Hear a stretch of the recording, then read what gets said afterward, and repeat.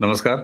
प्रारब्ध पर आप सभी का स्वागत। मैं अवनीश। चैनल आपने सब्सक्राइब किया है, वीडियोस को आप लाइक करते हैं, शेयर करते हैं, इसके लिए बहुत बहुत धन्यवाद। बेल आइकन जरूर दबा लीजिएगा ताकि किसी भी अपलोड की सूचना सीधे आपको मिले। आज बात करेंगे जिम जिहाद पे। आप भी सोच रहे होंगे कैसे कैसे जिहाद आते हैं। लैंड जिहाद आपने देख लिया, आपने लव जिहाद देख लिया, अब ये जिम जिहाद क्या है? इसी के साथ अगर आपको याद हो तो झारखंड में दामाद गैंग भी सक्रिय था जो आदिवासी लड़कियों, हिंदू लड़कियों को निशाना बनाता था। जिहाद के वो ऑक्टोपस के ये तमाम ऐसे सिरे हैं जो हमारी संस्कृति को, हमारी बहनों को, हमारी बेटियों को किस तरीके से अपने जाल में फंसा रहे हैं। अगर सबसे ताजा और चर्चित उदाहरण मैं आपको देना चाहूं तो मोहम्मद दीपक, जी हाँ, उत्तराखंड वाला मोहम्मद दीपक।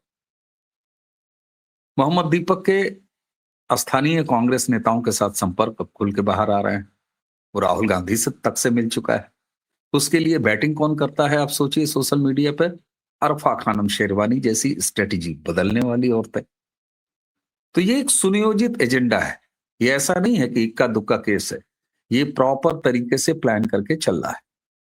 और उत्तर प्रदेश भी इससे अछूता नहीं है, जहां योगी आदित्यनाथ जी की सरकार है और वो कहते हैं कि अगर गजवाए हिंद चलाओगे तो जहन्नुम का टिकट रसीद किया जाएगा। लेकिन साहब, उत्तर प्रदेश में भी अब से ठीक 1 महीने पहले आप सबको याद दिला दूं कि किस तरीके से उत्तर प्रदेश में लव जिहाद का एक बड़ा केस मिर्जापुर से सामने आया था। ये तस्वीर अगर आपने नहीं देखी है अब तक तो जरा इसे याद कीजिए।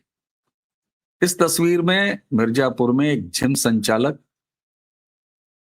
जिसने बाकायदे एक रैकेट के तहत जिम में हिंदू लड़कियों को बुलाया। एक पूरा रैकेट था जिसमें स्थानीय लोग भी शामिल थे, और तो और स्थानीय हिंदू लोग भी शामिल थे। उन्होंने इसमें इन्वेस्ट किया था। ये इमरान जो आपको पुलिस की गिरफ्त में दिखाई दे रहा है, ये दिल्ली से गिरफ्तार किया गया था जब ये खाड़ी देश यानी दुबई भागने के चक्कर में था। लेकिन इसके स्थानीय नेताओं से भी संपर्क थे, और तो और मुझे ये तस्वीर दिखाने में कोई हर्ज नहीं। ये आप देख रहे होंगे भारतीय जनता पार्टी के नेताओं के साथ भी इसकी तस्वीरें हैं मिर्जापुर से। उसके बाद जिम जिहाद का एक नया केस बनारस से भी हुआ, जहां जिम के बहाने जिहाद किया जा रहा था और जिहाद के बाद धर्मांतरण। लेकिन यहां आते हैं योगी आदित्यनाथ जी। बनारस के सर्किट हाउस में यानी वाराणसी के सर्किट हाउस में उन्होंने साफ तौर पर पूरे उत्तर प्रदेश में एक नया नियम लागू किया है।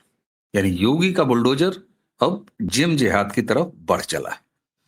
योगी आदित्यनाथ जी ने ये आदेश किया है कि पूरे उत्तर प्रदेश में जितने भी जिम संचालित हो रहे हैं, अगर वो रजिस्टर्ड हैं या अनरजिस्टर्ड हैं, उन दोनों तरीकों के सारे जिमों की बाकायदे अब जांच होगी। पता किया जाएगा कि कौन संचालक है, किसका इन्वेस्टमेंट है, किस तरह के लोग आते हैं, किस लोकेलिटी में है। और उसी के साथ साथ योगी का एक नया फरमान आया साहब कि उत्तर प्रदेश में अब कोई भी जिम बिना महिला प्रशिक्षकों के नहीं चल सकेगा। यानी हर जिम में लेडी जिम ट्रेनर ये रखना अनिवार्य कर दिया है योगी आदित्यनाथ ने। ये ऑर्डर परसों हो चुके हैं। कल सारे डिस्ट्रिक्ट मजिस्ट्रेट्स और पुलिस महकमे के अधिकारियों के पास पूरे उत्तर प्रदेश में यह आदेश भी पहुंच चुका है।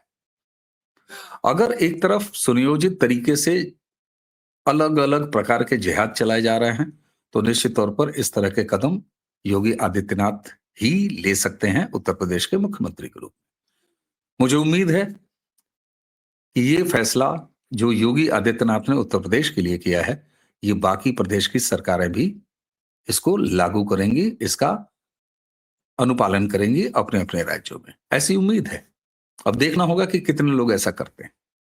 सवाल ये होता है कि फिटनेस के नाम पे आप जरा कल्पना कीजिए कि आपके जीवन में किस तरीके से जिहाद आक्रमण कर रहा है हर एक क्षेत्र में। कहीं लव जिहाद, कहीं लैंड जिहाद, कहीं एजुकेशन जिहाद, आप कहेंगे साहब ये एजुकेशन जिहाद क्या है? ये बड़ा बौद्धिक तरीके से चलाया जाता है। आपको कहा जाएगा कि साहब हिंदी यानी आप देवनागरी में कोई शब्द लिखें और उसके नीचे गजल अगर आपको लिखना है तो नुक्ता लगाइए। क्यों लगाएं हम नुक्ता? जब देवनागरी में नुक्ते की कोई अवधारणा नहीं है, कोई कॉन्सेप्ट ही नहीं है, तो हिंदी लिखते समय उर्दू फारसी के शब्दों के नीचे नुक्ता हम क्यों लगाएं? ये क्या है? ये आपके सामने भाषा जिहाद है।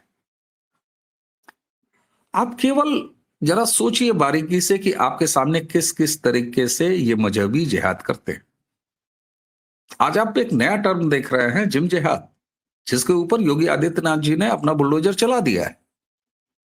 क्या आपने कभी गौर किया है कि आपके आसपास जितने भी जिम खुले हुए हैं, ठीक है, फिटनेस बड़ी अच्छी चीज है, लेकिन हमारे यहाँ योगा है, हमारे यहाँ आसन है, हमारे यहाँ तमाम तरह के प्राणायाम है, हर तरह की चीजें मौजूद हैं, लेकिन फिर भी ठीक है, मैं ये नहीं कहता जिम जाना छोड़ दीजिए, लेकिन क्या आपके घर की बहू, बेटियां, आपके बच्चे अगर जिम जा रहे हैं तो आपने कभी संचालक के बारे में पता किया है? अंग्रेजी में नाम फलाने एक्स वाई जिम। लेकिन मैं आज दावे के साथ कह रहा हूं, आप अपने आसपास जरा नजर डालिए, 90% से ऊपर जिम संचालक या वहां मौजूद ट्रेनर एक खास मजहब से होते हैं। अब भी कुछ अंदाजा नहीं लग रहा है हमें, इसलिए मैं कह रहा हूं आप खुद वेरीफाई कीजिए। हम सबको ये वेरीफाई करना चाहिए कि हमारे बच्चे जहां जा रहे हैं वहां कौन मौजूद है। और ये अनायास नहीं है, ये सायास है, ये ऑर्गेनाइज तरीके से होता है। मैंने अभी आपको भाषा जिहाद के बारे में बताया। अब आ जाते हैं वस्त्र जिहाद, पोशाक जिहाद। आप फिर चौंकेंगे कि ये कौन सा जिहाद है। आजकल आपने एक फैशन देखा है क्या? हमारे बच्चे एक नए तरह के पैंट्स पहन रहे हैं और हमारी महिलाएं भी।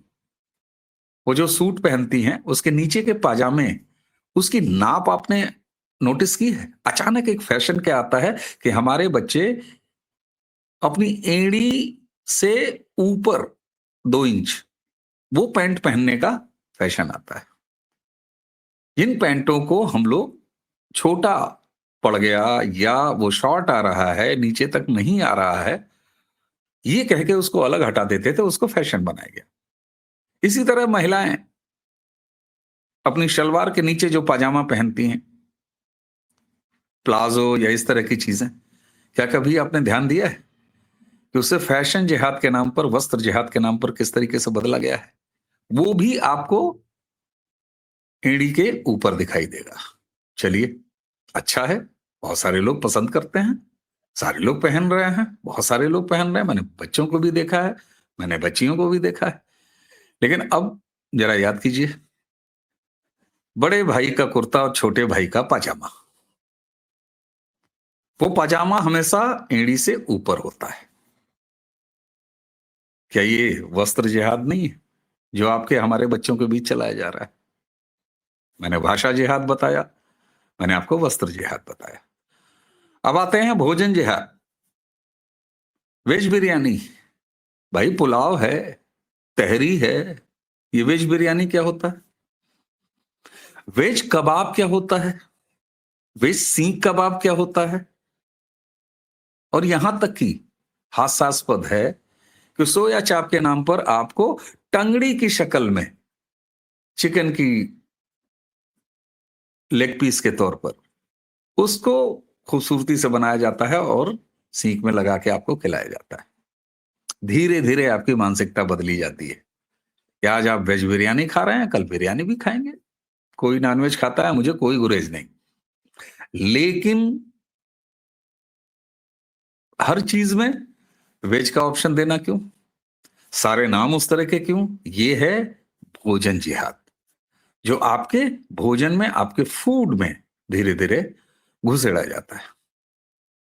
वस्त्र जिहाद मैंने आपको बता दिया। लव जिहाद हम सब जानते हैं। लैंड जिहाद तो हर तरफ बिखरा पड़ा है। जिम जिहाद आपके सामने। आप जरा सोचें आपके जीवन में किस किस एंगल से जिहाद घुसाया है इन जिहादियों ने। मैं एक बार फिर कहूंगा कि आज का ये वीडियो देखने के बाद इसे अपने बच्चों को फॉरवर्ड कीजिए, इसे अपने परिवार में आगे बढ़ाइए, अपने समाज में आगे बढ़ाइए। और मैं केवल आज के इस वीडियो में कोई समाधान नहीं, केवल सवाल उठा के जा रहा हूं कि जरा अपने आसपास बारीक सी निगाह रखिए और तब आपको पता चलेगा कि कितने सॉफ्ट तरीके से, कितने आसान तरीके से आपके जीवन को, आपकी संस्कृति को, आपके जो कल्चरल वैल्यूज हैं, उनको प्रदूषित किया जा रहा है। ये है एक शार्प एजेंडा जिसको बहुत श्रूड तरीके से चलाया जा रहा है। लेकिन उत्तर प्रदेश के योगी आदित्यनाथ जी मुख्यमंत्री, उन्होंने समय रहते हुए इन समस्याओं का निदान शुरू किया है।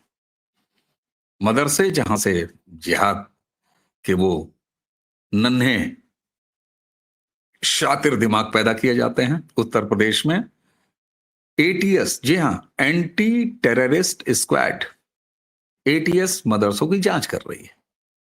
और ये कोई नया सिलसिला नहीं है, पिछले 2-3 सालों से ये चल रहा है, क्योंकि उत्तर प्रदेश बड़ा है, आबादी बड़ी है, इसलिए हर चीज एक बड़ी संख्या में होती है। नेपाल की सीमा पर एक बार पहले ये ड्राइव चलाया जा चुका है और एक बार फिर ये ड्राइव चल रहा है इस समय जब आप ये वीडियो देख रहे हैं। वहां पढ़ने वाले बच्चे, उनकी शिनाख्त की जा रही है, उनके फंडस की शिनाख्त की जा रही है, कौन वहां मौलवी या मौलाना पढ़ाता है, वो कहां का है, ये सब कुछ एटीएस वेरीफाई कर रही है। क्योंकि योगी जी जानते हैं कि इनका जड़ से इलाज किया जाना और समय रहते इलाज किया जाना बेहद जरूरी है। तो साहब, जिम जिहाद एक नया टर्म है।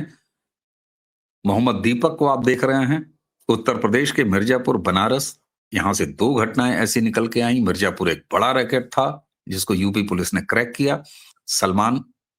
इमरान सॉरी, आज जेल में है। लेकिन शर्म की बात यह है कि उसके फंडर कौन है? हिंदू व्यापारी। मिर्जापुर में इमरान के फंडर हिंदू व्यापारी भी थे। मैंने अभी आपको भारतीय जनता पार्टी के नेताओं के साथ उसकी तस्वीरें दिखाई। ये है वो श्रूड और शार्प तरीका जिससे ये आपके जैसा दिखते हुए, आपके लोगों से मिलते जुलते हुए आपके जीवन में घुसते हैं, आपके बच्चों के जीवन में घुसते हैं और अपना काम करके आगे निकल जाते हैं। बहुत सारे पाखंडी शुद्धतावादी कहते हैं साहब प्रेम तो प्रेम होता है। अरे नहीं होता है भाई। एक तरफ सुनियोजित प्लान है, शातिर दिमाग है, ऑर्गेनाइज्ड क्राइम है, और उसके बरक्स तुम कहते हो कि साहब प्यार तो प्यार होता है, मिलना तो मिलना होता है। जिम जिहाद के बारे में तुम कहोगे बताइए, अब ये शरीर को शुद्ध नहीं रखना चाहते, स्वस्थ नहीं रखना चाहते, हमारे पास हजार तरीके हैं मियां। लेकिन एक समाज के तौर पर हमें ये जिम्मेदारी उठानी पड़ेगी, एक अभिभावक के तौर पर हमें ये जिम्मेदारी उठानी पड़ेगी। 25 करोड़ आबादी वाले उत्तर प्रदेश के मुख्यमंत्री अभिभावक के रूप में ये जिम्मेदारी उठा चुके हैं।